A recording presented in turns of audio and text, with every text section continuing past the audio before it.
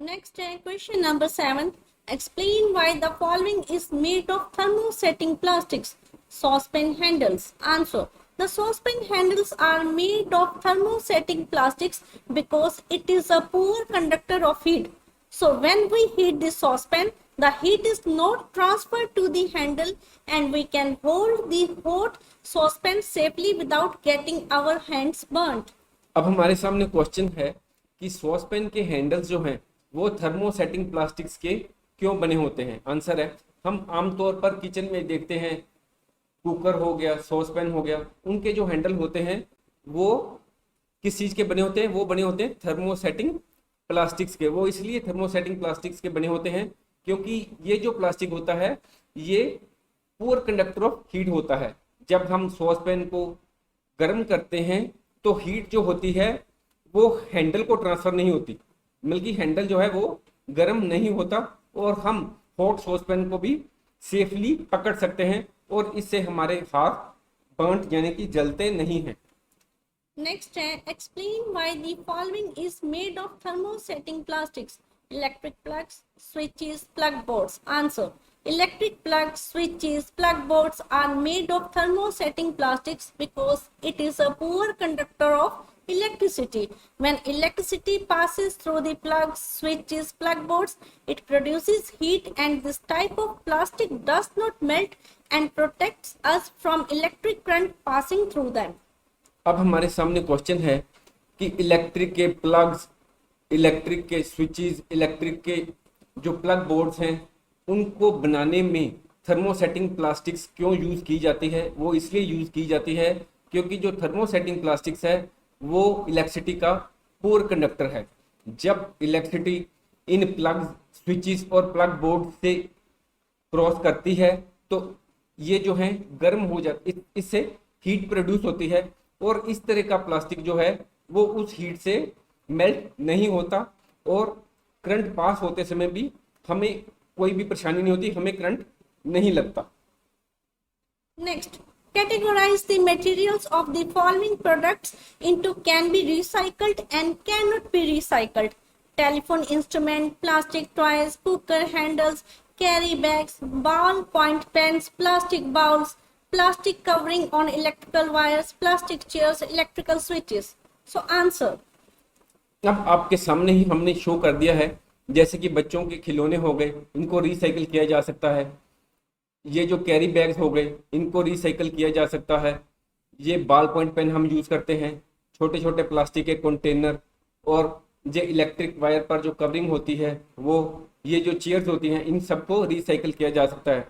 पर जैसे ये टेलीफोन का इंस्ट्रूमेंट है, सॉस पैन के, कुकर के हैंडल हो गए या इलेक्ट्रिकल स्विचेस हो गए, इनको रिसाइकिल नहीं किया जा सकता। ठीक है। Next, Rain wants to buy shirts for summer. Should he buy cotton shirts or shirts made from synthetic material? Advise Rain, giving your reason. Answer. Rain should buy cotton shirts for summer because cotton clothes have pores which allow sweat to come out, evaporate and cool our body. यहाँ पर question दिया गया है कि अगर कोई person shirts को खरीदना चाहता है समर के लिए, गर्मी के मौसम के लिए, तो उसको कॉटन की शर्ट यूज़ करनी चाहिए, बाई करनी चाहिए या सिंथेटिक मटेरियल की, उसको आप क्या एडवाइस करेंगे? हमारी ये एडवाइस रहेगी कि उसको कॉटन की शर्ट को परचेज करना चाहिए क्योंकि कॉटन के क्लोथ्स में छोटे छोटे पोर, छोटे छोटे छिद्र होते हैं जिससे कि जो हमारी स्वीट पसीना होता है वो बाहर आ सकता है, इवेपोरेट हो सकता है और इससे हमारी बॉडी जो है वो कूल हो जाती है। Next, question number 10. Give examples to show that plastics are non-corrosive in nature. Answer. Following examples show that plastics are non-corrosive in nature. Number 1. Many food items are stored in plastic containers. Plastic does not react with these stored food items. Number 2. Plastic containers are used to store various kinds of chemicals. For example, acid used in bathroom. Number 3. Plastic does not react with air and water, which is essential for corrosion. अब हमने examples देनी है ये prove करने के लिए कि plastic जो है उसकी नेचर कोरोसिव नहीं है। पहली एग्जांपल है कि प्लास्टिक के कंटेनर्स में हम बहुत सी फूड आइटम्स को स्टोर करते हैं पर प्लास्टिक इनके साथ में रिएक्ट नहीं करता। दूसरी एग्जांपल है कि प्लास्टिक के कंटेनर्स को हम बहुत से केमिकल्स को स्टोर करने में यूज़ करते हैं, जैसे हार्पिक हो गया या तेजाब वगैरह हो गया, उनको बाथरूम में यूज़ करते हैं, तो वो प्लास्टिक के कंटेनर्स में ही रखते हैं। नेक्स्ट है कि प्लास्टिक जो है वो एयर और वाटर के साथ रिएक्ट नहीं करता, जो कि कोरोजन के लिए बहुत ही ज़रूरी होता है। Question number 11th है, should the handle and bristles of a toothbrush be made of the same material? Explain your answer. Answer. No, the handle and bristles of a toothbrush should not be made of the same material because the handle of the toothbrush should be strong and hard, but the bristles of a toothbrush should be soft and flexible. If the bristles are made of hard material, then it will damage our gums. अब हमारे सामने question है कि जो toothbrush है उसके bristles जो हैं और जो इसका हैंडल है वो एक ही मटेरियल का होना चाहिए। आंसर है नहीं, ये जो इसका हैंडल है ये स्ट्रॉन्ग मटेरियल का बना होना चाहिए, ये हार्ड होना चाहिए, पर इसका जो ब्रश है, जो ब्रिसल्स हैं ये ऊपर वाले, ये फ्लेक्सिबल और सॉफ्ट होने चाहिए। क्योंकि अगर ये जो ब्रिसल्स या ब्रश जो है ये अगर हार्ड मटेरियल का होगा तो अगर जब हम टूथपेस्ट करेंगे तो हमारे गम्स को नुकसान पहुंचा सकते हैं। Next है, avoid plastics as far as possible. Comment on this advice. Answer.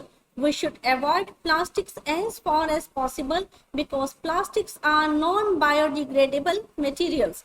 Plastic takes several years to decompose. Burning of plastic releases poisonous gases into the atmosphere, causing air pollution.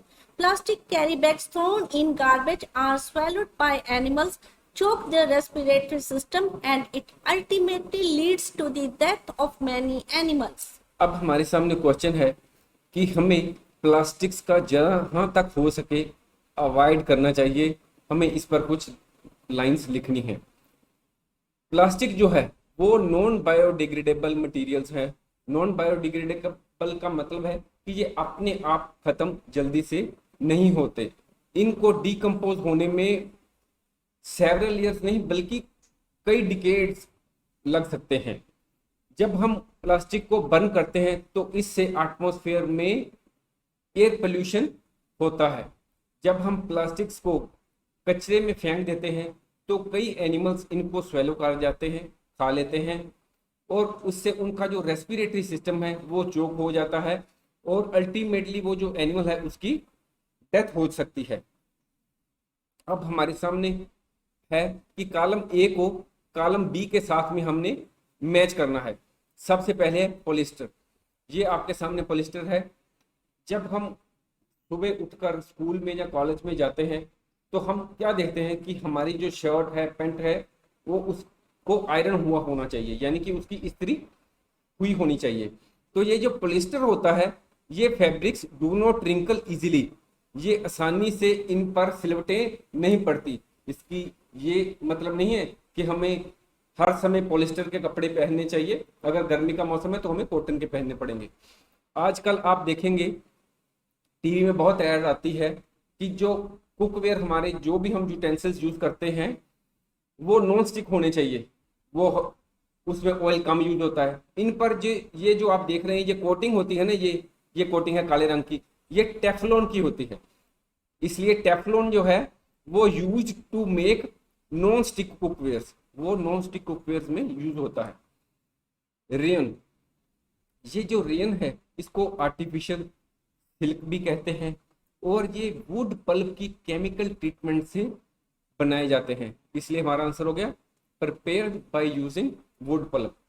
और nylon जो है ये एक synthetic fibre है, इसको use किया जाता है पैराशूट्स की रोप बनाने में, रॉक्स में यूज होने वाली, और ये जो स्टॉकिंग्स होते हैं लेडीज पहनती हैं इनको बनाने में ये जो नायलॉन वगैरह यूज होते हैं। Next question है 14th. Manufacturing synthetic fibers is actually helping conservation of forest. Comment. Answer. Synthetic fibers are man-made fibers and are manufactured from petrochemicals, so no trees have to be cut down for making them. On the other hand, raw materials for natural fibers are mainly derived from plants, and this means cutting a lot of trees. This leads to deforestation. Hence, manufacturing synthetic fibers help in the conservation of forests. हमारे सामने question है कि synthetic fibres को अगर हम manufacture करते हैं तो इससे हम एक्चुअल में फॉरेस्ट को बचा रहे हैं, कंजर्व कर रहे हैं। इसके ऊपर कमेंट करना है। जो सिंथेटिक फाइबर्स होते हैं ये मैन मेड फाइबर्स होते हैं, ये नेचुरल फाइबर्स नहीं होते, ये पेट्रोकेमिकल से बनाए जाते हैं। इसलिए इनको बनाने के लिए हमें किसी भी ट्रीज को नहीं काटना पड़ता। दूसरी तरफ जो नेचुरल फाइबर्स के लिए जो रॉ मटेरियल होता है वो मेनली प्लांट्स से मिलता है और इसके लिए हमें ट्रीज को काटना पड़ता है और अल्टीमेटली डिफोरेस्टेशन होती है। इस तरह सिंथेटिक फाइबर्स अल्टीमेटली या एक्चुअली कंजर्वेशन ऑफ फॉरेस्ट में हेल्प करते हैं। ये सिंथेटिक फाइबर्स की कुछ एग्जांपल्स हैं, पॉलिएस्टर, एक्रेलिक, लिक्रा, नायलॉन और rayon. Next, and describe an activity to show that thermoplastic is a poor conductor of electricity. Answer. If we place a piece of copper in the gap touching the points A and B in figure 1, we observe that bulb glows. If we place a plastic in the gap between A and B in figure 2, we observe that bulb will not glow. It means thermoplastic is a poor conductor of electricity. यहाँ पर हमने एक activity करके दिखानी है जिससे कि ये पता चले कि थर्मोप्लास्टिक जो है वो इलेक्ट्रिसिटी का पुअर कंडक्टर है। आंसर है कि अगर हम एक सर्किट बनाते हैं और उसमें यहाँ पर इस पॉइंट और इस पॉइंट के बीच में कॉपर की मेटल रख देते हैं तो आप देखेंगे कि बल्ब ग्लो करता है। ठीक है, ये पॉइंट ए है, ये पॉइंट बी है। ठीक है, और दूसरी तरफ हम दूसरी पिक्चर में देखते हैं कि ए एंड बी पॉइंट के बीच में हम थर्मोप्लास्टिक को रखते हैं तो बल्ब जो है वो ग्लो नहीं कर रहा। इस तरह ये क्लियर हो गया कि थर्मोप्लास्टिक जो है वो इलेक्ट्रिसिटी का पुअर कंडक्टर है। Thanks for watching. If you like our course, please spare some time to give a star rating to our course.